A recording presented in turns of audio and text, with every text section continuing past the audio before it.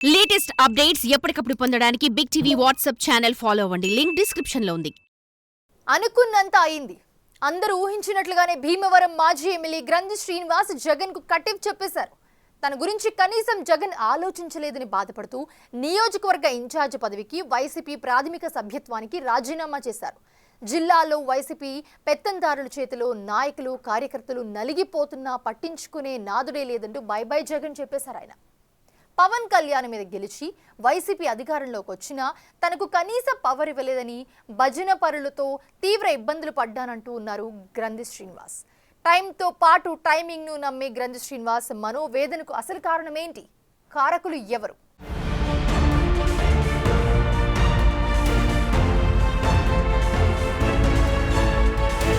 పశ్చిమ గోదావరి జిల్లాలో భీమవరం నియోజకవర్గం 2019 ఎన్నికల్లో యావత్ దేశం దృష్టిని ఆకర్షించింది. దానికి కారణం ప్రస్తుత ఉప ముఖ్యమంత్రి పవన్ కళ్యాణ్ భీమవరం నుంచి పోటీ చేయటమే కాకుండా అక్కడ పరాజయం పాలవటం, అక్కడ వైసీపీ నుండి పోటీ చేసిన గ్రంథి శ్రీనివాస్ పవన్ పై గెలుపుతో ఒక్కసారిగా జెయింట్ కిల్లర్ ఇమేజ్ సొంతం చేసుకున్నారు. పవర్ స్టార్ పవన్ మీద గెలిచిన స్టార్ ఇమేజ్ దక్కించుకున్నా తన సొంత పార్టీలో కనీసం గుర్తింపు రాకపోవటం, మంత్రి పదవి ఇవ్వకపోవటంపై గ్రంథి బాధపడ్డా ఎక్కడా జగన్ను పల్లెత్తు మాటనలేదు.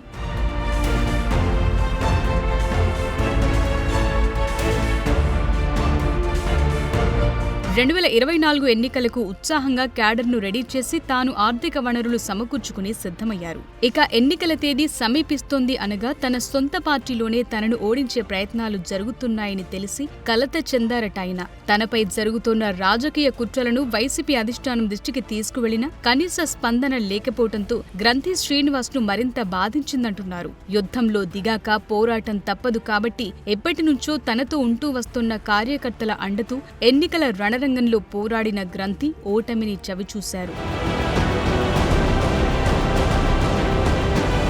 తన నియోజకవర్గంలో జరిగిన రాజకీయ కుట్ర మొత్తం ఎన్నికల అనంతరం మరోసారి జగన్ దృష్టికి తీసుకెళ్లే ప్రయత్నం చేసినా కనీసం ఆయన కాంటాక్టులోకి రాలేదట.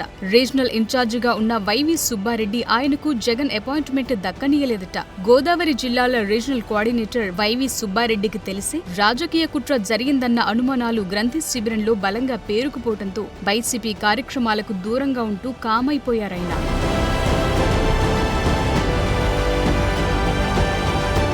వైసీపీ కార్యక్రమాల్లో పాల్గొనకుండా మౌనంగా ఉన్న గ్రంథి శ్రీనివాస్ ను వైవి ఆదేశాలతో జిల్లా నాయకత్వం పూర్తిగా విస్మరించిందట. భీమవరంలోని ఇతర వైసీపీ నేతలతో కాంటాక్టులోకి వెళ్లి గ్రంథి ఆధిపత్యానికి గండికొట్టే ప్రయత్నం చేయడంతో గ్రంథి ఇక వైసీపీకి గుడ్ బై చెప్పటానికి సిద్ధమైపోయారట. మాజీ మంత్రులు కారుమూరి, పేర్ని నాని మధ్యవర్తిత్వం చేసినా టైంను నమ్మే గ్రంథి టైం చూసుకుని బై బై జగన్ అనేశారు.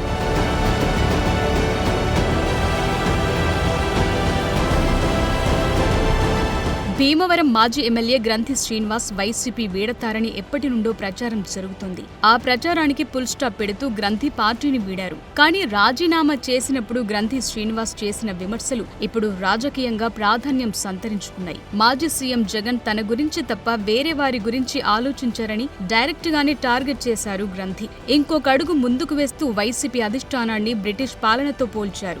జగన్ పెట్టిన రీజనల్ ఇన్ఛార్జీలతో పార్టీకి నష్టం జరగడంతో పాటు ఇప్పుడు వైసీపీ పూర్తిగా ఖాళీ అయిపోయే పరిస్థితి వచ్చిందని వ్యాఖ్యానించారు.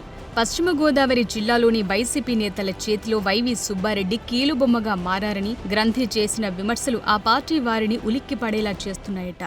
వైఎస్ఆర్ కాంగ్రెస్ పార్టీ నియోజకవర్గ కన్వీనర్ గాను అలాగే పార్టీ ప్రాథమిక సభ్యత్వానికి రాజీనామా చేస్తూ నిర్ణయం తీసుకోవడం జరిగింది. ఆయన కలుస్తున్న రోజున ఆయన దగ్గర ఉండగానే రైడ్ అనేది ఇన్కమ్ ట్యాక్స్ రైడ్ జరుగుతుంది. ఆ టైంలో కూడా ఏదైనా చిన్న వాటి ధైర్యవచనాలు ఏమన్నా వస్తాయేమో అనుకున్నాను. అటువంటిది ఏమి లేకుండా పోరాటం చేయాలి, యుద్ధం చేయాలి, మళ్ళీ మనం అధికారంలోకి రావాలి అని చెప్పడం నాకు చాలా ఆశ్చర్యం కలిగించింది.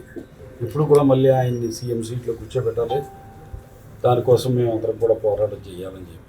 ఆయనకి నా మీద అభిమానం ఉంటే ఉండొచ్చు, కానీ ఆయన పరిపాలన పూర్తిగా రాష్ట్రాన్ని 4 భాగాలుగా విభజించి నలుగురికి పెత్తనం అప్పచెప్పడం, ఆ నలుగురికి పెత్తనం అప్పచెప్పడంలో ముఖ్యంగా మన ప్రాంతానికి సంబంధించి వైవి సుబ్బారెడ్డి గారికి 4 సంవత్సరాల పాటు ఆయన పెత్తనంలోనే ఉంది.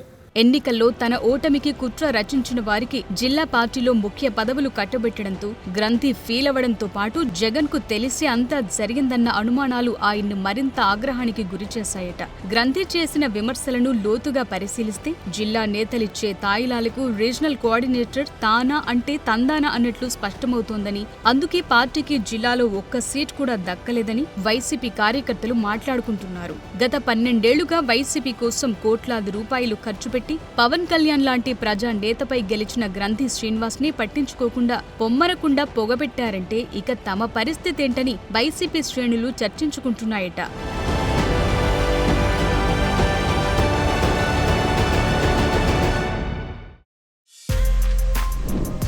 For more videos like this, subscribe Big TV channel.